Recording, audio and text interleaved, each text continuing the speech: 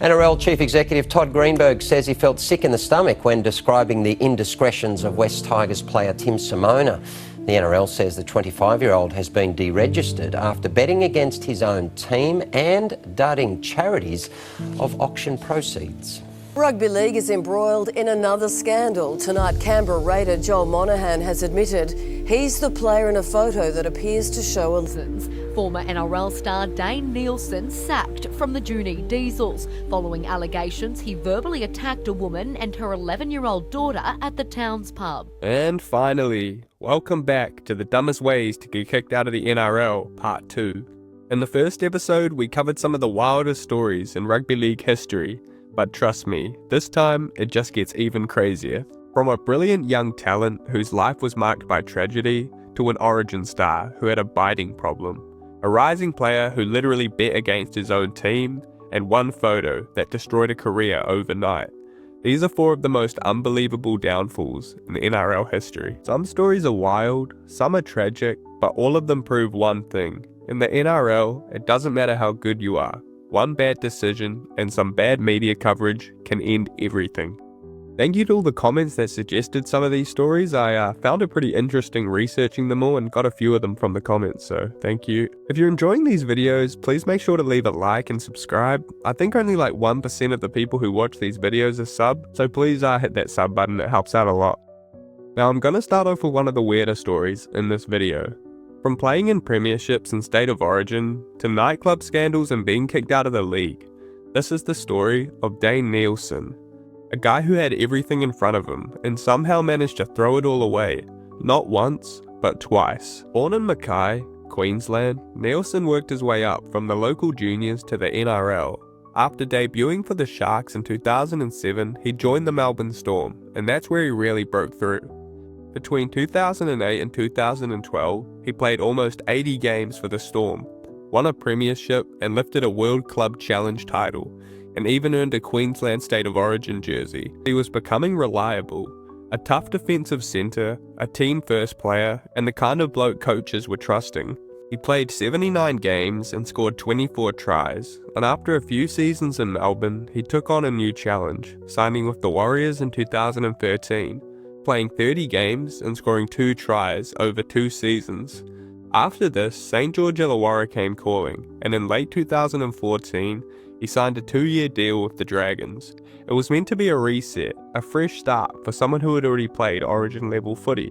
But just 2 months into his time at the club, everything went sideways. On the night of March 22nd, 2015, Nielsen went out drinking in Cronulla, celebrating after the Dragons' first win of the season.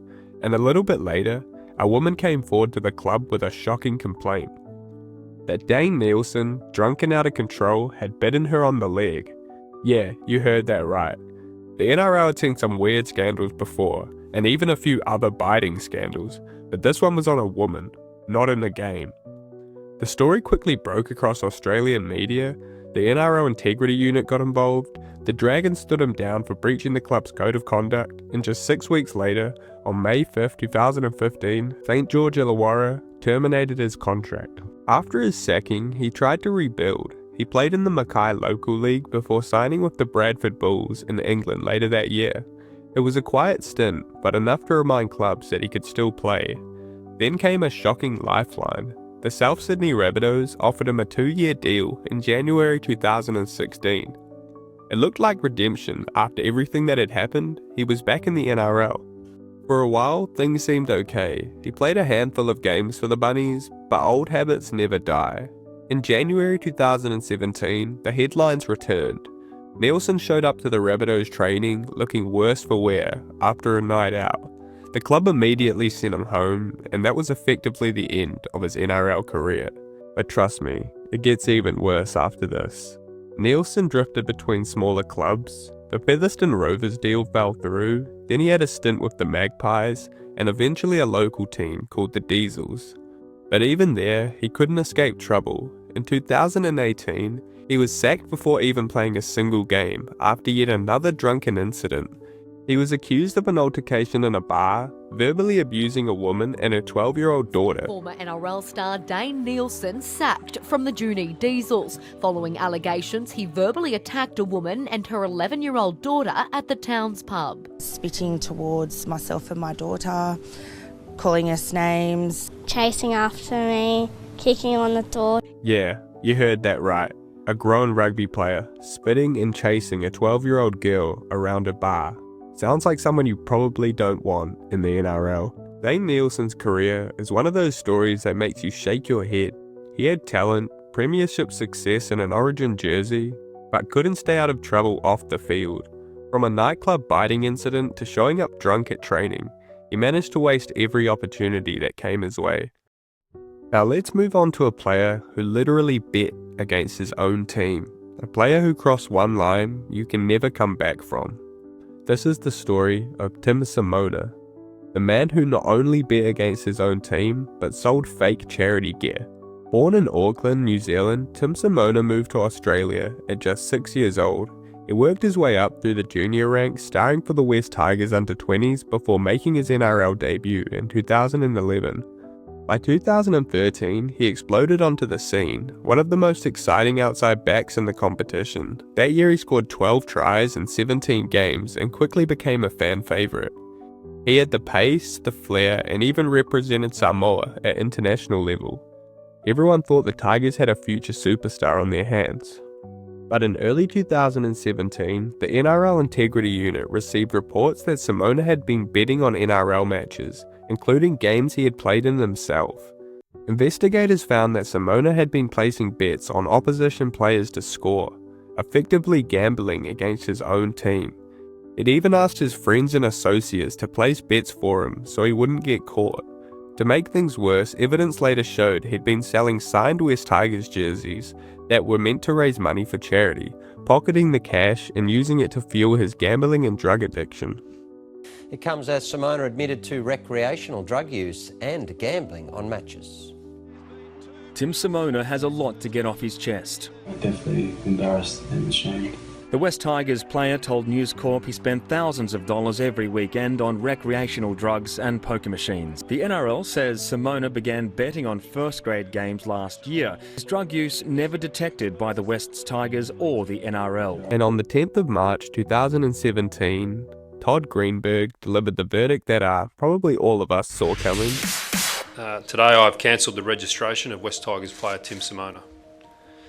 An investigation by the Integrity Unit has found he placed bets on rugby league in clear breach of the rules. He placed bets on opposition players and opposition teams. He auctioned merchandise, supposedly for charity, but kept some of the proceeds for himself. After this, in July 2017, Simona appeared in Campbelltown local court, facing up to 2 years in jail.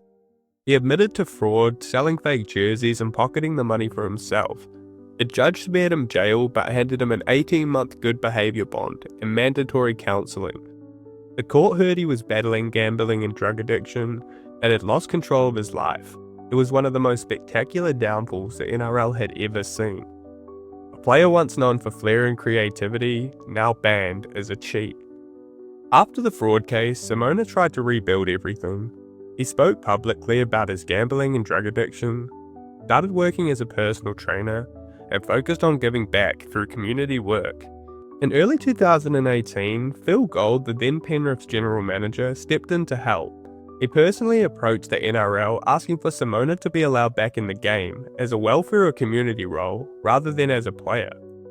Gould told the media, regardless of any future opportunity to return to the NRL, Tim is doing his best to make up for his mistakes of the past. Even former teammates like Bo Ryan backed the idea, saying Simona deserved a second chance, though probably not on the field. A year later, in 2019, the NRL gave him that chance, approving his application to return, but only as a reserve grader. He joined the Blacktown Workers Sea Eagles, the Manly Feeder Club, in the Kangaroo Cup New South Wales competition, and on July 13, 2019, he played his first match in over 2 years, helping Blacktown to beat South Sydney Reserves 30-22 at ANZ Stadium. It wasn't the NRL, but it was his first step back towards redemption. When the rugby league dream slowly faded, Simona turned to something new: boxing. He had tried to get clearance back in 2017 but was denied. Then in December 2021, he finally made his professional boxing debut at Sydney's Footy Fight Night. Simona started well but was overwhelmed by the third round, with the doctor stepping in to stop the fight after he took heavy punishment. The hands are down and he looks desperate at this point. Right hands. It's up to the corner or the referee. It wasn't the comeback he hoped for, but it showed he was still fighting, literally, to rebuild his life after losing everything in rugby league. Tim Simona is the perfect example of what happens when talent meets temptation, a man who bet against himself and lost everything. And the next story is probably one of the most commented names in all of these videos, one of the most infamous stories in rugby league history. A player who had it all, an Australian international, a state of origin star, and a local hero. And one stupid photo that ended it all. This is the story of Joel Monaghan, and how a single Mad Monday prank destroyed his career. Back in 2010, Joel Monaghan was flying. At just 28, he'd represented Australia, played state of origin for New South Wales, and was one of Canberra Raiders' best, even winning Player of the Year for the club. He wasn't just some random scrub at the time, he was a star, a face of the club type player, and one of the most reliable outside backs in the competition. But by the end of that season, everything had changed. After the Raiders' 2010 season ended, the team gathered for their usual Mad Monday celebrations. The end of season piss up, where players unwind after a long year. But as the night went on, Monahan, heavily drunk, posted a photo that would go down in rugby league history. He was captured simulating a sexual act with a teammate's dog. A moment meant as a drunken joke between friends. Someone took a photo, and within days, it began circulating around Canberra. At first, it spread quietly, passed between mates and phones, but soon it found its way online. A fake Twitter account named Wyatt Roy MP posted it publicly, and within hours, it exploded across the internet. By the next morning, the photo was trending worldwide. Suddenly, Joel Monaghan wasn't known as a Kangaroos winger anymore. He was now seen as the dog guy. The public outrage was instant. The RSPCA labelled the image as sickening and disgusting. Raiders CEO said he was appalled and dumbfounded. The NRL released a statement calling the image shocking, saying they were closely monitoring the club's response. Police confirmed no crime had technically been committed, but that didn't matter. The damage was done. Monahan issued a statement soon after, calling it a moment of abject stupidity.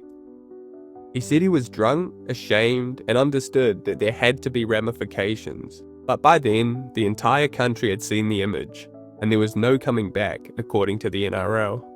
Within days, Monahan met with the Raiders management and asked to be released from his contract. The club agreed, and that was it.